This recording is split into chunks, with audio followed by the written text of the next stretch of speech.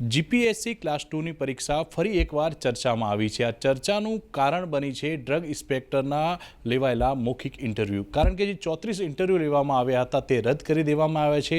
તેને લઈને જે તૈયારીઓ કરી રહ્યા છે એ વિદ્યાર્થીઓમાં શું માહોલ છે, વાત કર્યું સીધા વિદ્યાર્થીઓ જોડે। ખાસ કરીને આજે જીપીએસસીની પરીક્ષા ફરી એકવાર ચર્ચામાં આવી છે, મૌખિક ઇન્ટરવ્યૂ પણ રદ કરવામાં આવ્યા છે। શું કહેશો?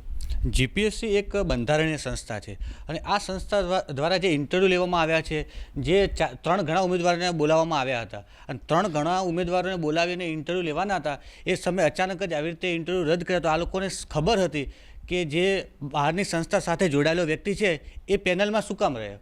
તો પેનલમાં જો રહ્યા છે તો એ સમયે એ લોકોને અગાઉથી ધ્યાન રાખવું જોઈએ। એટલી મોટી બંધારણીય સંસ્થા હોય, આપણે એટલા માટે ઓફિસરને એક નિમણૂક આપતા હોઈએ। જિલ્લા લેવલની ક્લાસ 2 ડ્રગ ઇન્સ્પેક્ટર ક્લાસ 2 લેવલની એક પોસ્ટ છે અને એટલા બધા આરોગ્ય સાથે જોડાયેલા સીધા વ્યક્તિ હોય છે અને એવા સમયે તમે કોઈ બંધારણીય સંસ્થા સાથે જોડાયેલા હોય અને તમે અગાઉથી એ તકેદારી ના રાખો અને કોઈ સંસ્થા સાથે જોડાયેલા વ્યક્તિને તમે તમારી પેનલમાં બેસાડો, એ કઈ હદ સુધી યોગ્ય છે? એનું સરકારે સમયસર નિર્ણય લેવો જોઈએ અને અગાઉ આવી કોઈ ભૂલ ના થાય એનું ખાસ સરકારે તકેદારી રાખવી જોઈએ। ખાસા સમય પછી આ ડ્રગ ઇન્સ્પેક્ટરની પરીક્ષાઓ પણ આવી છે। કેટલા સમયથી તૈયારીઓ કરી રહ્યા છો? વિદ્યાર્થીઓ લગભગ ડ્રગ ઇન્સ્પેક્ટર એ લોકોનો એક ગોલ હોય છે, કારણ કે ફાર્મા ફિલ્ડમાં 4 વર્ષનો degree course bachelor of pharmacy કર્યા પછી આ જે પરીક્ષા આપવા મળતી હોય છે અને એ બધા 12 સાયન્સ સાથે અને વિજ્ઞાન પ્રવાહ સાથે જોડાયેલા વિદ્યાર્થીઓ હોય છે। બહુ ક્રીમ પોસ્ટ છે, લોકોનો એક ગોલ હોય છે અને બહુ નોમિનેટ જગ્યા 34 જગ્યા જ આવેલી અને બહુ 6-7 વર્ષ પછી ભરતી આવેલી હતી અને એવા સમયે આવા છબડકાઓ થાય એટલે વિદ્યાર્થીઓ માટે બહુ નિરાશાજનક વાત કહેવાય આ રહ્યા અને બહુ નિંદનીય વાત છે। જીપીએસસીની આ બહુ મોટી ભૂલ કહેવાય અને તકેદારી રાખવી જોઈએ ખરેખર। વિદ્યાર્થીઓ જીપીએસસીની મોટી ભૂલ ગણાવી રહ્યા છે। તમે કેટલા સમયથી તૈયારીઓ કરી રહ્યા છો? અનેકવાર પેપર ફૂટવાના તેમજ પરીક્ષા રદ થવાના સમાચાર સાંભળતા હશો। શું લાગે છે તમને? અમે 2-3 વર્ષથી તૈયારી કરીએ છીએ, પણ કાંઈ ક્યારેક ભરતી આવે તે રદ થઈ જાય। અમને આટલી મહેનત કરવા, આટલા પૈસાનો અમને બગાડ થાય તો અમે શું કરવાના હોય? અમારા મા બાપ અમને આટલા બહાર મોકલે, બહાર રહેવાનું સગવડનું બધું, હવે પાછું અમારે આટલું બધું જવાનું, પાછું ઘરે જવાનું, પાછી ભરતી બહાર પડે તમે પાછું આવવાનું, આવું ચાલે નહીં। ફાર્માસિસ્ટની ભરતી 700-800 એની જગ્યાએ એ ભરતી ક્યારે પડતી જ નથી। એ ભરતી પડે તો સારું કહેવાય ને। આવી આરોગ્ય વિભાગ સાથે આવી બેદરકારી ન ચાલે। મૌખિક ઇન્ટરવ્યૂ જે રદ થયા છે, શું કહેવા માગો છો આ બાબતે? આ બાબત એક જ છે કે સરકારે યોગ્ય 5 વર્ષના સમયગાળા દરમિયાન યોગ્ય ટાઈમ ટેબલ પાડે, યોગ્ય ટાઈમસર ભરતી કરે। અગાઉ જેમ 5 વર્ષે સરકારની જેમ ચૂંટણી લેવાય છે એમ 5 વર્ષમાં યોગ્ય ટાઈમ ટેબલ આપે કે 5 વર્ષમાં કેવી રીતે ભરતી, શું આગળ કઈ પરીક્ષા આવવાની છે તે યોગ્ય ટાઈમ ટેબલ આપે, એવી અમારી સરકારની બસ એક જ રજૂઆત। શું કહેશો? અનેકવાર પેપર ફૂટતા હોય છે, અનેકવાર પરીક્ષાઓ રદ થતી હોય છે, વર્ષોથી તમે તૈયારીઓ કરો છો, કેટલું દુઃખ થાય છે?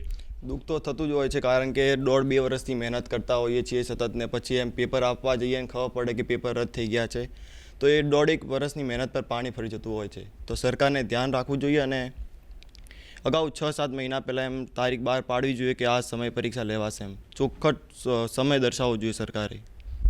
શું કહેશો? કેટલા સમયથી તમે તૈયારીઓ કરો છો? ફેમિલી સાથે પરીક્ષા આપવા પણ જતા હશો અને જ્યારે પેપર રદ થાય છે, કોઈ પરીક્ષા રદ થાય છે તો કેવો હાલત થાય છે ફેમિલીની? એમાં એવું છે કે હું છેલ્લા 3-4 વર્ષથી તૈયારી કરું છું। જ્યારે આવું કોઈ ડિસિઝન બહાર આવે છે ત્યારે જે ફેમિલી સપોર્ટ ને બધું હોય છે એના કારણે ત્યાં એ લોકો હેરાન થાય, ખર્ચો, અને અમે એટલા ટાઈમથી જે તૈયારી કરી રહ્યા હોય એના ઉપર એક ટાઈમ માટે તો પાણી જ ફરી જવાય। કારણ કે અમે જે હવે એક છોકરી તરીકે અમે તૈયારી કરીએ તો અમને સામાજિક તौर પરથી બધું ફોકસ જોવું પડે છે। એના માટે જો આવી બેદરકારી થાય તો 2-3 વર્ષ પછી અમારા બીજા પણ જતા રહે અને સમાજનું પ્રેશર સહેવાનું એ અલગ વાત, એટલે એના માટે કડક નિર્ણય લેવું જોઈએ।